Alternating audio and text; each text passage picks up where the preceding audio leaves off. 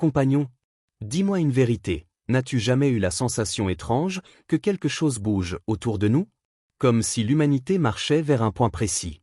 Une convergence. On parle de crise, de guerre, de technologie, mais personne n'ose voir la toile entière. Et pourtant, elle est là.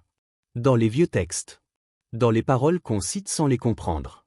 Dans ces prophéties que les structures religieuses ont aseptisées, ou volontairement mises sous le tapis. Mais toi et moi, on n'est pas là pour avaler les versions officielles. On cherche ce qu'il y a derrière. Le vrai. L'intemporel. Ce que le patron a laissé comme balise sur le chemin. Alors laisse-moi te poser une question, simple. Et si 9 prophéties bibliques étaient en train de s'accomplir, maintenant, sous nos yeux, en 2025? Réfléchis-y un instant. Ne rejette rien. N'accepte rien. Observe. Ressens. Compagnon.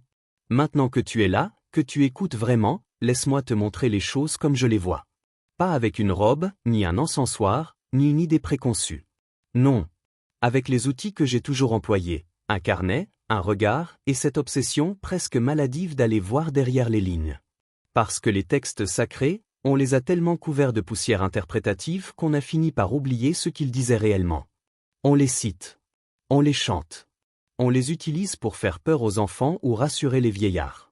Mais on ne les lit plus comme des témoignages. Comme des fragments de rapports. Comme des balises laissées par des hommes qui ne comprenaient qu'à moitié ce qu'ils recevaient. Alors aujourd'hui, je vais te présenter 9 signaux. 9 lignes directrices éparpillées dans le livre le plus mal lu de l'histoire. Et je te demande une seule chose, observe. Comme si tu étais à ma place. Comme si tu feuilletais des archives interdites, oubliées dans un sous-sol poussiéreux du Vatican ou d'une bibliothèque enterrée de Qumran. Tu vas voir que ces prophéties ne sont pas abstraites. Elles ont des contours. Des angles. Elles respirent comme des faits. Elles attendent juste qu'on les regarde sans superstition, sans peur, sans dogme. Avant tout, il faut comprendre une chose essentielle. La majorité de ces prophètes n'avaient aucune idée de ce qu'ils décrivaient. Ils voyaient des images. Des scènes. Des chiffres. Des mouvements. Mais ils les interprétaient avec le vocabulaire limité de leur époque. Imagine-toi recevoir une vision d'un avion en 500 avant Jésus-Christ. Comment l'expliquerais-tu? Peut-être comme un oiseau de métal, une flamme volante, un char du ciel. Voilà exactement ce qu'ils ont fait. Ce que nous lisons comme mystique était, pour eux, intraduisible. Ce que nous appelons aujourd'hui apocalyptique était pour eux un effort désespéré pour décrire l'indescriptible. Comprendre cela, compagnon, change tout. Alors commençons. Quand Daniel écrit, la connaissance augmentera, il ne dit pas, les hommes deviendront plus intelligents. Il décrit une explosion informationnelle. Un phénomène inédit où la mémoire collective de l'humanité se démultiplie. Il ne pouvait pas imaginer des disques durs, des satellites, des réseaux. Alors il a employé son mot, connaissance. Mais quand on lit ce passage aujourd'hui, avec nos yeux de 2025, ce mot prend une épaisseur nouvelle. Ce n'est plus une simple augmentation. C'est une saturation. Un trop-plein. Quand Matthieu écrit, vous entendrez parler de guerre et de rumeurs de guerre, il ne parle pas seulement des batailles de son époque. L'expression rumeur de guerre prend une dimension moderne fascinante. Car aujourd'hui, on est bombardé d'informations sur les conflits, leur préparation, leurs conséquences, leurs fantômes. On parle d'armes qui n'ont pas encore été utilisées. De tensions qui n'ont pas encore éclaté. De menaces qui n'ont pas encore pris cher. Exactement ce que Matthieu décrit, non pas la guerre, mais l'attente de la guerre. Lorsqu'Isaïe écrit, ils appelleront le mal bien, et le bien mal, il décrit un renversement. Pas seulement une perversion morale, mais un brouillage collectif des repères. Un moment où ce qui était évident devient suspect, et ce qui était suspect devient célébré. Isaïe ne parle pas d'un simple désordre moral, il décrit une confusion culturelle globale. Paul, lui, va encore plus loin lorsqu'il parle d'une puissance d'égarement. Ce mot puissance n'est pas un hasard. Il ne dit pas tendance. Il ne dit pas erreur. Il dit puissance. Dans le grec ancien, le terme implique une force active, organisée, presque mécanique. Pas quelque chose qui vient du ciel, mais quelque chose qui agit sur les hommes, dans les hommes, à travers les hommes. Une technologie? Un système? Une matrice culturelle? Je pose simplement les questions qui dérangent, compagnon. Rien de plus. Quand l'Apocalypse évoque la marque sans laquelle on ne peut ni acheter ni vendre, il ne s'agit pas d'un tatouage satanique. Il s'agit d'un système économique conditionnel. Un système basé sur l'identification obligatoire. Un système où ton accès à la société dépend d'un code, d'une autorisation, d'un statut. À l'époque, comment appeler cela? Une marque. Le mot le plus proche dans leur univers mental. Et lorsque le texte affirme que les marchands de la terre sont devenus les maîtres, l'expression prend une résonance contemporaine étonnante. Car les marchands, aujourd'hui, ne vendent plus seulement des objets. Ils vendent des identités, des émotions, des informations, des comportements. Ils vendent ce que tu es. Et parfois même, ce que tu crois être. Paul parle ensuite du discours mondial, paix et sécurité. Ici encore, les mots sont choisis avec une précision presque troublante. L'expression n'existait pas dans son époque. Elle n'avait aucun sens concret. Aujourd'hui, c'est un programme politique. Un slogan international. Une justification permanente pour surveiller, réguler, contrôler. Et enfin, la prophétie la plus discrète, le message sera entendu jusqu'aux extrémités de la Terre. Dans un monde sans radio, sans satellite, sans écran, comment pouvait-il imaginer une communication globale instantanée? Il n'avait aucun vocabulaire pour cela. Alors il a dit, jusqu'aux extrémités de la Terre. Le maximum possible pour son époque. Mais ce qu'il voyait, c'était toi, maintenant, en train d'écouter ces mots à travers une machine brillante. Toutes ces prophéties, compagnons, n'ont rien de magique. Elles sont factuelles. Elles sont décrites par des hommes dépassés par ce qu'ils recevaient. Elles sont des instantanés d'un futur trop vaste pour leurs mots. Et nous sommes les premiers, dans toute l'histoire humaine, à vivre dans un monde où ces 9 signaux peuvent être lus non pas comme des visions, mais comme des descriptions analytiques. La prophétie que tout le monde lit, mais que personne ne comprend. Daniel n'est pas un prophète comme les autres. Non. Il est l'un des seuls qui écrit explicitement, scelle ses paroles jusqu'au temps de la fin. Ce qui veut dire en langage simple, ce que je vois n'a aucun sens pour mon époque. Ce n'est pas pour nous.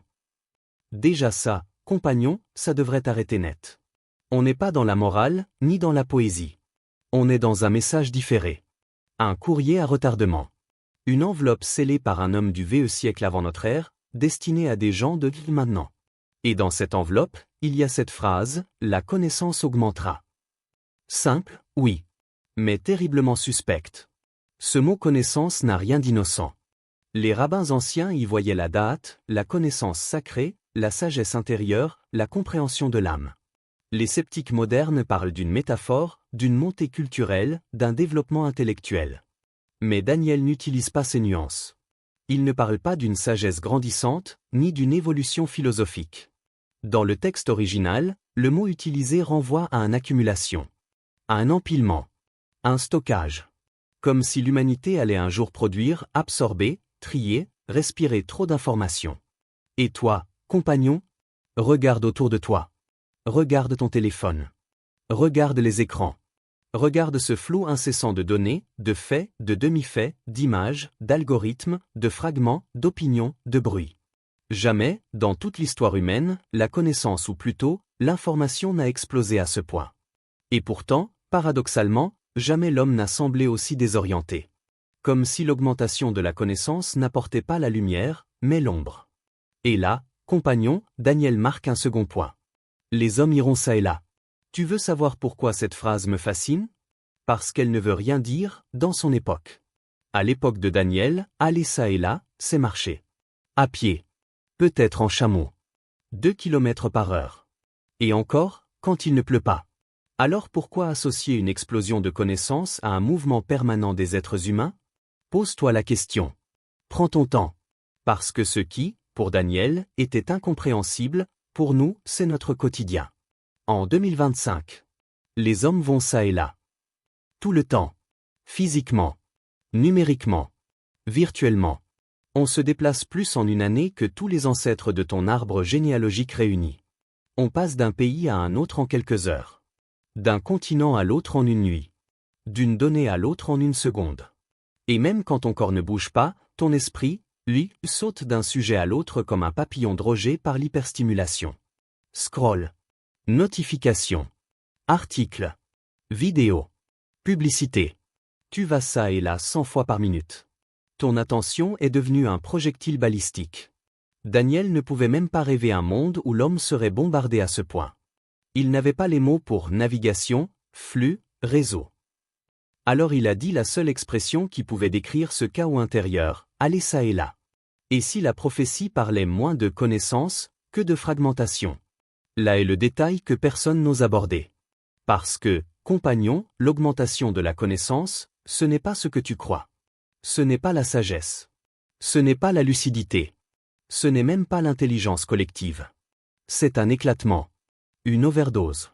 Un bombardement constant qui empêche la cohérence, la réflexion profonde, l'unité intérieure. Daniel ne dit pas « l'humanité comprendra ». Il dit « l'humanité accumulera ». Il ne dit pas « l'homme verra clair ». Il dit « l'information explosera ». Observe bien. Le texte ne promet pas l'éveil. Il annonce la dispersion. Et la dispersion est toujours le début de la confusion. Pourquoi cette prophétie correspond exactement à notre époque? Parce qu'elle associe 3 éléments. Explosion d'informations. Déplacement permanent des êtres humains. Incapacité croissante à discerner. Regarde la logique. Quand tu vas ça et là, sans pause, sans centre, sans ancrage. Tu ne retiens rien. Tu ne comprends rien. Tu consommes. Tu empiles. Tu accumules. Tu oublies. Et tu recommences. Exactement ce que vivait Daniel lorsqu'il observait ses visions. Un défilement trop rapide pour son esprit. Nous vivons dans cet état. En continu. Ça, compagnon, c'est peut-être l'un des signes les plus silencieux mais les plus précis que les anciens nous aient laissés. La prophétie n'est pas un avertissement. C'est un diagnostic.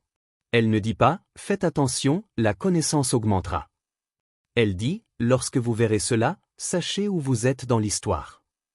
Et nous y sommes. Exactement. Non pas proche. Non pas en chemin. Dedans. À l'intérieur du dispositif. C'est pour ça que ce premier signe ouvre la série. Parce qu'il est la base. La matrice. Le décor dans lequel les 8 autres prophéties prennent sens. La prophétie que Matthieu n'aurait jamais pu formuler s'il n'avait pas vu autre chose. Compagnon, quand ce texte a été écrit, la guerre était simple. Tragique, mais simple. 2 peuples. 2 chefs. 2 stratégies. On se battait pour un fleuve, un mur, un territoire, une frontière. Poids. Ce n'était pas diffus. Ce n'était pas globalisé. Ce n'était pas permanent. Matthieu, lui, parle de guerre au pluriel et de rumeurs au pluriel. Il multiplie. Il répète. Il insiste. Et surtout, il sépare les deux. Ce qui, pour son époque, est une aberration. Les guerres, ça, il connaissait. Mais les rumeurs de guerre? Ça, c'était impossible. Une rumeur de guerre, compagnon, c'est un conflit qui n'existe pas encore. Un conflit annoncé, attendu, préparé, spectral. Tu te rends compte de ce que ça implique? À l'époque, aucune puissance ne pouvait produire ou maintenir ce type de tension planétaire. Aucune information n'allait assez vite pour créer des vagues d'anxiété mondiale. Aucune armée n'était assez vaste pour inquiéter plusieurs continents en même temps. Ce que Matthieu décrit appartient clairement à un monde interconnecté, hyper réactif, militarisé de manière globale. Un monde comme 2025. Et voilà le détail que presque personne ne remarque. Ce n'est pas la guerre qui est prophétisée. C'est la simultanéité ***. Tu veux comprendre pourquoi cette prophétie s'accomplit aujourd'hui d'une manière inédite? Regarde la mécanique. Un front à l'est, un front au sud. Un embrasement local déstabilise une région entière. Une superpuissance répond par des sanctions. Une autre arme clandestinement les opposants. Un troisième groupe déclenche un soulèvement spontané. Et pendant ce temps-là, les réseaux diffusent des images, vraies ou fausses, qui créent la peur avant même que la première balle ne soit tirée. Tu vois l'effet domino? C'est exactement ça que Matthieu voit. Pas une guerre. Mais un climat permanent de tensions croisées, qui s'auto-alimente. Un monde où une étincelle à l'autre bout du globe peut créer un incendie géopolitique dans ton salon. Un monde où la guerre réelle n'est plus le problème, mais la possibilité constante de guerre. Les rumeurs, l'arme la plus moderne jamais décrite dans les textes anciens. Permets-moi une question, compagnon. As-tu remarqué qu'aujourd'hui, on a parfois plus peur d'une guerre qui n'existe pas encore que de celles qui sont déjà là? C'est ça, la rumeur. Elle flotte. Elle menace. Elle déséquilibre. Ce n'est ni une prophétie mystique, ni un poème. C'est une analyse stratégique avant l'heure. Aujourd'hui, on annonce une guerre avant même qu'elle n'éclate. On commente un conflit avant qu'il n'existe. On alimente des peurs militaires que personne ne peut vérifier. On met sur la table des scénarios qui deviennent eux-mêmes des prophéties autoréalisatrices. Des rapports, des fuites, des analyses, des experts de plateau. On nourrit des conflits imaginaires comme s'ils étaient déjà réels. Et dans certains cas, ils finissent par le devenir. Tu vois où je veux en venir? Les rumeurs sont devenues l'outil moderne de manipulation mondiale. Comment Matthieu aurait-il pu inventer ça? Impossible. Il a vu quelque chose. Il a reçu quelque chose. Et il l'a noté comme il pouvait. Mais le plus troublant, c'est la structure. Matthieu ne dit pas « il y aura des guerres ». Il dit « vous entendrez parler ». Tu comprends l'importance? Et si tu relis attentivement ces textes pas comme un croyant, pas comme un sceptique, mais comme un être humain qui cherche à comprendre, tu verras qu'aucune de ces prophéties ne parle d'un Dieu en colère. Aucune. Pas une seule. Elle parle d'un Dieu inquiet. Un maître qui surveille ses enfants avec la délicatesse d'un père qui sait qu'ils vont courir trop vite, trop loin, et tomber. Tu vois la nuance? La religion a transformé la vigilance du patron en menace. Moi, je vois simplement un avertisseur. Un protecteur. Un compagnon silencieux qui tente, encore et encore, de faire passer un message que nous refusons d'entendre. Mais les structures fidèles à elles-mêmes ont préféré emballer tout cela dans la peur. Dans la morale. Dans le dogme. Elles ont pris ces panneaux lumineux et les ont repeints en rouge. Attention! Danger! Enfer! Elles nous ont dressés à trembler, à obéir, jamais à comprendre. Pourtant, compagnons, les prophètes n'étaient pas des bureaucrates du sacré. C'étaient des témoins. Des humains qui ont vu quelque chose, qui ont senti quelque chose, et qui ont essayé de mettre des mots humains sur des réalités divines. Leur langage était limité. Leur vocabulaire, imparfait. Mais la pulsation intérieure, elle, était authentique. Quand je relis ces textes, je n'y vois pas des dogmes. J'y vois des rapports d'enquête. Des fragments d'un langage ancien, trop vaste pour nos catégories modernes. Des morceaux de vérité que le temps n'a jamais réussi à effacer. Et lorsque je les lis à la lumière de notre époque, quelque chose se décale. Quelque chose s'ouvre. Tu vois, beaucoup cherchent dans ces prophéties la fin du monde. Mais le monde ne finit jamais. Il se transforme. Il mute. Il change de peau, comme un serpent qui abandonne son ancienne enveloppe pour en révéler une nouvelle. Ce que j'observe, moi, dans ces textes, ce n'est pas une annonce catastrophique. C'est une description. Une radiographie. Un compte-rendu détaillé d'une étape inévitable de l'évolution humaine. Regarde attentivement, toutes les prophéties que nous avons vues parlent d'épuisement. Épuisement moral, épuisement émotionnel, épuisement spirituel. Un cœur qui se refroidit. Une illusion globale. Une confusion totale. Un système marchand qui tourne à vide.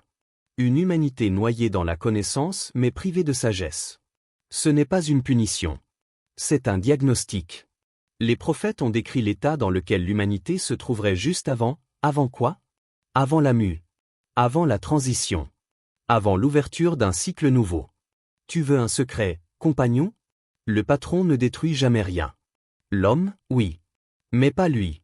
Le patron transforme. Et si tu regardes le monde d'aujourd'hui avec un peu de recul, tu verras que nous sommes dans un interstice. Un entre-deux. Une frontière. Un crépuscule qui ressemble à une fin, mais qui n'est peut-être qu'un commencement. Regarde les jeunes qui cherchent un sens hors des structures. Regarde ceux qui retournent vers la terre, vers la simplicité, vers la vérité intérieure. Regarde ceux qui refusent les narratifs officiels, ceux qui fouillent, qui posent des questions, qui doutent pas par rébellion, mais par faim. Faim de vérité. Faim d'âme. Faim de lumière. Tu crois que c'est un hasard? Les prophéties parlent d'effondrement. Mais derrière chaque effondrement, il y a une naissance. Le monde tel que nous le connaissons est en train de craquer. Pas parce que Dieu le veut. Parce que l'homme arrive au bout d'un cycle, celui de la matière, de la domination, du contrôle, de la marchandise, de l'illusion. Nous avons épuisé ce modèle. Il ne tient plus debout. Alors il s'écroule. Et dans cet écroulement, beaucoup ne voient qu'un gouffre. Moi, j'y vois une fissure. Et dans cette fissure, j'aperçois une lumière. Une lumière discrète, fragile, mais réelle. La lumière d'un changement qui ne vient pas de l'extérieur, mais de l'intérieur. Les prophètes ne décrivent pas une fin. Ils décrivent une transition. Une mue. Et si tu veux bien ouvrir les yeux du cœur juste un instant, tu verras que cette transition est déjà là. Partout. Dans les regards, dans les crises, dans les espoirs, dans les colères, dans les silences. Le patron n'a jamais abandonné ses enfants. C'est nous qui avons oublié comment écouter. Compagnon, tu sais, il y a une question que l'on oublie toujours de poser. On regarde les prophéties comme on regarde la météo. Tiens, il va pleuvoir. Tiens, il va y avoir du chaos. Tiens, ça ressemble à notre époque. Mais la véritable question n'a jamais été, est-ce que ces prophéties s'accomplissent? Non. La vraie question, c'est, qu'est-ce qu'elles disent de moi? Maintenant? Ici? Dans ma chair et dans mon âme? Parce que ces vieux textes, compagnons, ne parlent pas seulement d'un monde qui se fissure, ils parlent d'un homme qui s'éveille. Ils décrivent un chaos extérieur, mais une lumière intérieure qui cherche désespérément une fissure pour passer. Ils montrent la confusion des nations, mais la clarté d'une conscience qui demande à naître. Tu remarqueras quelque chose de troublant. Chaque prophétie, chaque signe, chaque avertissement possède un double, un reflet, un écho. Ce qui se produit à l'extérieur n'est qu'une projection de ce qui se produit à l'intérieur. L'univers fonctionne comme ça, il montre toujours à l'homme ce qu'il refuse de voir en lui-même. Regardons-les ensemble. L'explosion de la connaissance, ta propre lucidité. Dans le monde, la connaissance explose, s'accumule, déborde. Mais dans l'homme, la lucidité dort encore. Daniel ne prédit pas seulement les données, les réseaux, les bibliothèques numériques. Il parle aussi d'un esprit qui s'élargit, d'une conscience qui grandit, mais qui ne sait pas encore comment utiliser ce qu'elle perçoit. À quoi te sert d'avoir accès à toute la connaissance du monde, si tu ne sais toujours pas qui tu es? À quoi te sert l'information, sans la compréhension? La prophétie pointe vers une direction intérieure, deviens lucide. Deviens transparent avec toi-même. Ose regarder ce que tu évites depuis des années. Le monde déborde de données. Toi, déborde de vérité. Le refroidissement des cœurs garde le tien vivant. Le texte parle d'un cœur qui gèle, d'une humanité qui perd sa chaleur, sa compassion, son humanité. Mais ce n'est pas un constat triste, c'est une invitation. Dans un monde glacé par le cynisme, garde ton feu intérieur. Protège-le comme on protège une flamme fragile au milieu d'un vent violent. Et demande-toi, honnêtement, qu'est-ce qui anesthésie mon cœur? Qu'est-ce qui l'éteint? Qu'est-ce qui le tient à distance? Le monde refroidit? Alors réchauffe. Fais l'inverse du courant. Va à contresens. La chaleur est contagieuse, compagnon. Beaucoup plus que la froideur. L'illusion globale cultive ta vérité intérieure. Paul parle d'une puissance d'égarement mondial. Mais la vraie question n'est pas, qui nous manipule? La vraie question, pourquoi ai-je si peur d'être vrai? L'illusion extérieure n'est possible que parce que l'homme s'est habitué à se mentir à lui-même. On se raconte des histoires pour survivre, pour tenir debout, pour ne pas regarder nos zones d'ombre. Mais ces illusions intérieures ouvrent la porte à toutes les illusions extérieures. Alors la prophétie te dit, nourris ta vérité comme on nourrit un enfant. Dis-lui la vérité, même quand ça fait mal. Même quand ça blesse l'ego. Même quand ça bouleverse ton confort. Un homme vrai ne peut pas être manipulé. Jamais. La marque invisible, qu'est-ce qui me contrôle vraiment? Oublie les tatouages, les implants, les micropuces. La marque la plus dangereuse est toujours intérieure. Elle ne s'inscrit pas sur la peau, mais dans les habitudes. Dans les peurs. Dans les automatismes. Dans la dépendance au regard des autres. Demande-toi, qu'est-ce qui me pousse? Qu'est-ce qui me freine? Qu'est-ce qui décide à ma place? Ce n'est pas une marque. C'est un programme. Et la prophétie ne t'accuse pas, elle te rend responsable, reprends le contrôle de toi-même. Ou quelqu'un d'autre le fera. La domination des marchands, ton âme n'est pas à vendre. Le monde transforme tout en marchandise. Même le temps. Même l'attention. Même la solitude. Même l'espoir.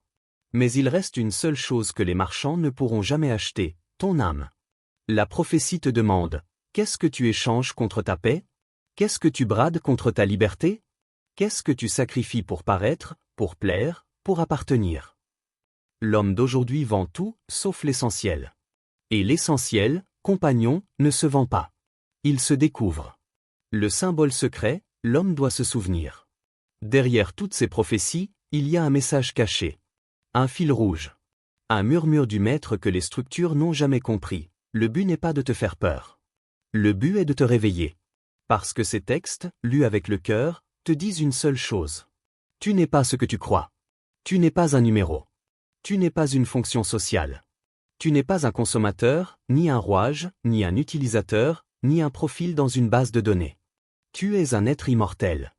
Un esprit qui joue temporairement à être humain. Une étincelle du patron, égarée pour un temps dans les couloirs de la matière. Les prophéties ne parlent pas d'une fin. Elles parlent d'un souvenir. Elles te rappellent ce que tu es, pour que tu arrêtes enfin de vivre comme ce que tu n'es pas. Compagnon, ne cherche pas Dieu dans les grands discours. Ni dans les structures. Ni dans la terreur apocalyptique. Cherche-le dans ce qu'il y a de plus simple, ta respiration. Ta conscience. Ta soif de vérité. Les prophéties ne sont pas la fin, elles sont le rappel. L'appel. La main qui te tire vers le haut.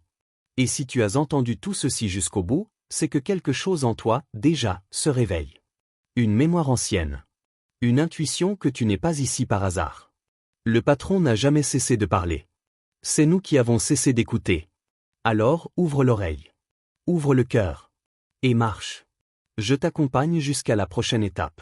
À bientôt, compagnon.